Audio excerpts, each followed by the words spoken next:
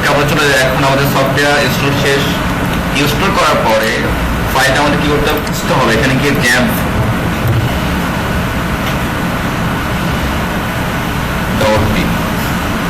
XAMPP control panel ছবি আসবে। ওকে, এখানে ক্লিক করতে হবে। যেহেতু আমাদের অ্যাপাচি মানে পিএইচপি রান করতে হবে, তাহলে অ্যাপাচিতে রান করতে হবে। মানে ফাইল দিলে মার্কিউরি টম এগুলো আমাদের লাগবে না কোনো ল্যাঙ্গুয়েজের জন্য আর কি। এই যে আমাদের প্রোগ্রামিং ল্যাঙ্গুয়েজের জন্য এটা স্টার্ট করতে হবে।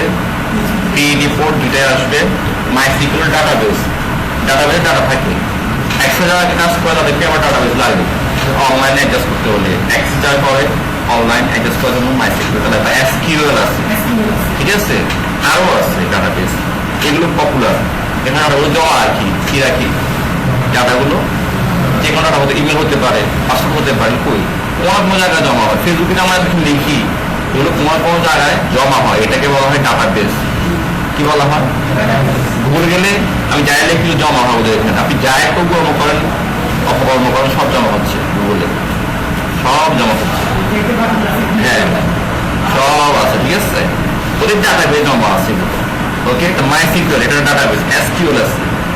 এখানে ক্লিক করে পারফেক্টলি অন হইতে মানে কি আমার এখানে লোকাল সার্ভার ক্রিয়েট। এখন আমার নেট লাগবে না। কি লাগবে না? নেট প্রয়োজন নাই। আমি এখন চলে যাবো। আমি নেট খুলেছি, যে নেট দেখেন সেটা দেখাবে না। এদিকে টাচবারটা আমি উইদাউট করেছি, সেটা দেখাবে না।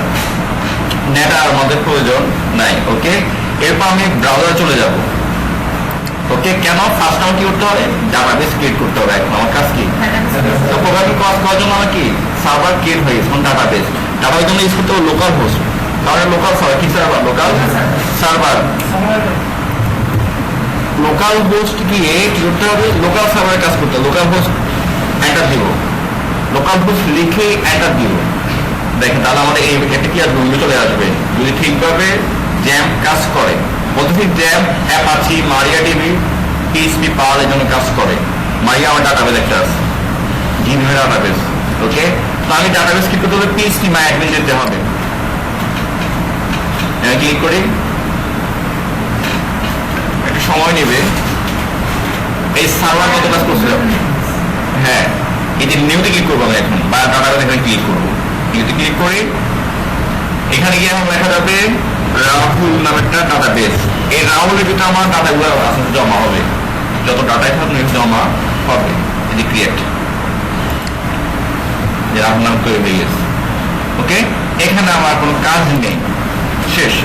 এরপর হচ্ছে আমাদের একটা কাজ হচ্ছে ওয়ার্ডপ্রেস নামে যে ফাইলটা ডাউনলোড করছি সেই ফাইলটা কোথায় খুঁজতে হবে? আগে ডাউনলোডে যাই। এই যে ওয়ার্ডপ্রেস, এই যে ওয়ার্ডপ্রেস ফাইলটা আমি ডাউনলোড করছি, ঠিক আছে। এটাকে কপি করতে হবে। কপি করে আমি জ্যাম্প করে শুরু করছি সি ড্রাইভ, এখানে যেতে হবে। জ্যাম্প না ফোল্ডার পাবেন, এখানে গিয়ে এসটি ডক্স, এরপর এখানে পেস্ট করে দিব।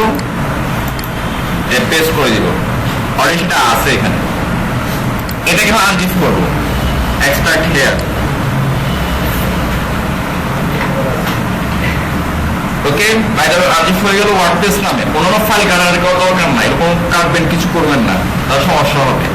কিছু করার দরকার না, আপনার ফাইল হচ্ছে ওয়ার্ডপ্রেস, এই ওয়ার্ডপ্রেস নামে। এখন এটা আপনার ওয়েবসাইটের নাম রাখবেন। কি নাম রাখা যায়? রাহুল। সাপোজ রাহুল লিখছি, ঠিক আছে, এটা পোর্টফোলিও রাহুল রাখছি, রাহুল। এই রাহুলকে এখন আমি আমার সার্ভার রান করবো। কিভাবে?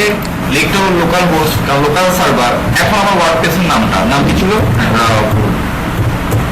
এই রাহুলকে এখন ডাটাবেসে কানেক্ট করতে হবে। এই রাহুল যত ইনফরমেশন করবো, ব্লগ বলেন, তারপর ইমেল, যা কিছু আছে এই সবগুলো আমার রাহুল ডাটাবেসে জমা হবে।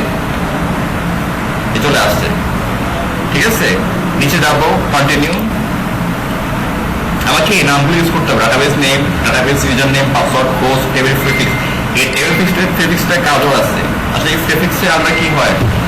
ডাটাগুলো জমা হয়। ডাটাগুলো জমা হয় আমরা দেখবো। এই যে রেস্ট বো, ডাটাবেস নেম কি ছিল? রাহুল। ইউজার নেম হবে রুট, কারণ আমি গ্লোবাল হোস্ট ইউজ করতেছি না, সার্ভার লোকাল সার্ভার, মানে জ্যাম মানে রুট ইউজ করতে হবে। পাসওয়ার্ড আমি ইউজ করবো না, আমার প্রয়োজন হলে আমি ওই ওয়ার্ডপ্রেস থেকে দিব। আর ডাটাবেস হোস্ট কি? লোকাল হোস্ট সার্চ করি, ওরাও থাকবে। ডাব্লিউপি কি ঠিক আছে? প্রিফিক্স আমরা জানি, প্রিফিক্স সাফিক্স কি তোমরা জানি, ঠিক আছে। আমি সাবমিট দিই, যদি আমার ঠিক থাকে তাহলে সাবমিট হয়ে যাবে, রান বা ইনস্টল চলে আসবে। এখন ক্লিক করি, আমার ড্যাশবোর্ড আসবে, যেখানে site name, user name, password, site নেমটা দেওয়া যায় মিস্টার রাহুল, যে নামে আসলে সেটা তৈরি করবো, পরে চেঞ্জ করতে পারবেন। ইউজার নেম আপাতত আমি অ্যাডমিন রাখি, যেহেতু আমাকে বারবার এখানে ঢুকতে হবে, যখন কমপ্লিট তখন স্ট্রং করে রাখে। পাসওয়ার্ড অ্যাডমিন, পরে আবার এটা হ্যাক করে না, বুঝছেন, অনেকে আবার হ্যাক করে বসবে, ঠিক আছে, কারণ সে লোকাল তো সম্ভব না, যখন গ্লোবাল দেখাবো তখন কি হবে, সে আমার ওয়েবসাইট ঢুকে এটা কি করবে, অ্যাডমিনে ঢুকে যাবে, এবং অনেকেই গজসে করে আর কি, ঠিক আছে। না ওদের আমি বানাচ্ছি, পরে বলে তখন সার্চ ভিজিবিলিটি, যে সার্চ করলে খুঁজে পাবে কি না পাওয়া, তো আর ঠিক খুঁজে পাবে না, যখন কমপ্লিট তখন খুঁজে পায়।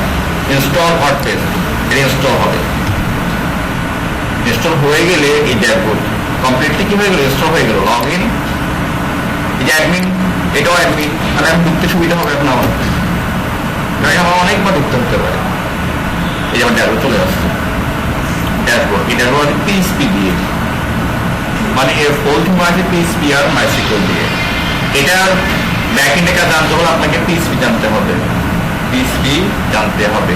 ওকে ওকে, মিস্টার রাহুল নামে যে ওয়েবসাইটটি ক্রিয়েট হয়ে গেছে আমাদের সাইটটি, ওদের ডিফল্টটাই দেখাচ্ছে আমাকে, এই যে ওয়েবসাইট হয়ে গেছে।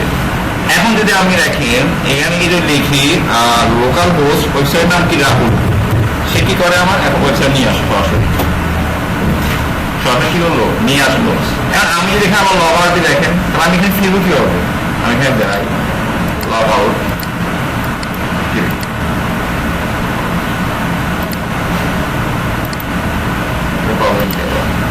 এটা আমার হয়ে যাচ্ছে, পাওয়া দেখাচ্ছে,